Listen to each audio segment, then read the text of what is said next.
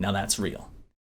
Welcome back to Real Faith Conversations, where we try to talk about life, culture, and faith in the most genuine way possible. My name is Ryan Morris, and joining me today is Chuck Beebe. How you doing, Chuck? I'm good, Ryan. Thanks for having me. In this episode, we are going to talk about his journey serving in the Vietnam War as a 19-year-old. It's hard to believe you were 19 years old serving in Vietnam. So we'll dive into how he got there, what it was like, and how it shaped him for the rest of his life. Chuck, why don't you introduce yourself to the audience here? I'm active in the Knights of Columbus. I drive the food pantry trailer, do a little bit of good works. I'm on the parish council, coordinate the parish blood drive, do a number of things, helping whatever father needs done at the parish and helping guys like you. Let's start off. How did you sort of enter into the military back then? Okay, so first of all, I was a scholar. I dropped out of high school in the 10th grade, and that was a part of my life that wasn't going very well. And I was 16 years old when I enlisted, and I had to wait until I reached my 17th birthday before I could leave for basic training. And went in, they sent me to a helicopter mechanic school, and I was a helicopter mechanic in a squadron out in California, and was assigned as what they call a crew chief. A crew chief is a helicopter mechanic that's assigned to flight duty. And a crew chief takes care of the aircraft. You fuel it at night. You take care of all the maintenance. You load it with cargo in the morning. You fly with the aircraft. You're kind of like an in-flight steward. You load cargo and unload cargo, people, weapons, resupplies.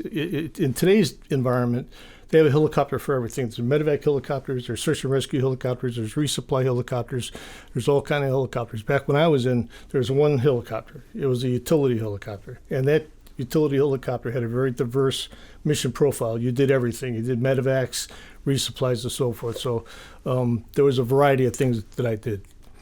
Wow. And as a crew chief, you went everywhere with that thing, we right? went with the aircraft. In Vietnam, you man a 30 caliber machine gun. And your basic missions are you insert and extract troops, small unit troops on combat missions. We also flew special forces operations units, operators like Marine Force Recon, and you insert and extract them. And we also do medevacs, search and rescues. Medevacs was probably the most dangerous mission that we did, because you're going into a combat zone where you're picking up wounded Marines, and there's a lot of heavy activity going on. Mm-hmm. So those are kind of dangerous missions. Yeah. Wow. So from 16, and then you actually went to Vietnam at 19, right? Yes. So you arrived on foreign soil, 19 years old. Right.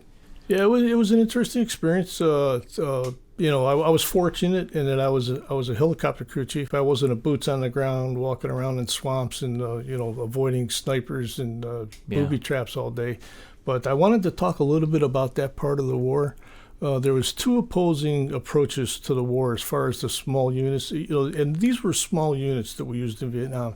You think about Normandy, where there was thousands of troops that hit the beach at Normandy, and this is like small units. It was like at the squad level, like 12, 13 guys, and they would go into a village. It was called one approach was called search and destroy, and the Marine Corps and the Army deployed the search and destroy approach, and they would go into a village, and they would search all the huts. These are very humble huts. They have the grass thatch huts, and they would survey the village, inspect everything.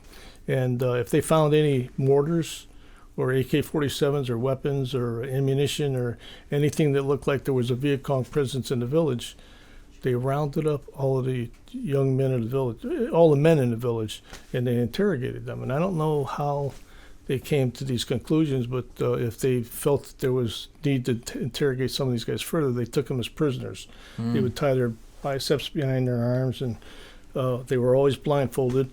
And they would call for helicopters, and we would come in and take these prisoners of war from the battlefield to Central Intelligence Agency detention centers. And once they got them out of the village, then the last thing they did was they burnt the village to the ground, because they're only grass thatched huts. Yeah. And they would just totally level the entire village. So what they were doing was they were becoming like recruiters for the Viet Cong, because if you wanted to be a village to be American sympathizers, that wasn't really a good approach to use. Yeah. It really turned people off. So that was kind of a poor way of prosecuting the war. The second way was there was a 3-star general in the Marine Corps by the name of General Krulak. He was probably going to get his 4th star to become commandant, except he had an issue with President Lyndon Johnson. He tried to convince President Johnson that the way to approach the war at the small unit level was what's called a war of pacification. The Army had these special operations troops. Everybody knows, familiar with the Green Berets, very multi-talented, multi-disciplined troops, and they were skilled in medicine. They were skilled in education. They were skilled in agriculture. They were linguists. They spoke the language. And they would go into these villages and they would become their friends. They would teach the children. They would help them with their crops. And they were winning the war by pacification. So he tried to convince Lyndon Johnson that the Army's war of pacification with Green Beret special operators was the way to win. And the combined Army-Marine Corps approach to go in there and search and destroy was doing nothing more than turning the village into Viet Cong sympathizers. Lyndon Johnson didn't care for that. He just didn't feel like a lot of modern day presidents that it's important to listen to your military leadership. And I think, and I use the term leadership, I firmly believe that Lyndon Johnson and Secretary of Defense Robert McNamara are going to be judged very poorly by history. I don't think they're going to treat them very kindly because of the way they prosecuted the war. But Speaking of leadership, not too long ago I was at this multicast, and I heard this guy speaking. He was my age, but at the time of Vietnam, he was a newly minted second lieutenant out of West Point, and he was assigned as a platoon leader.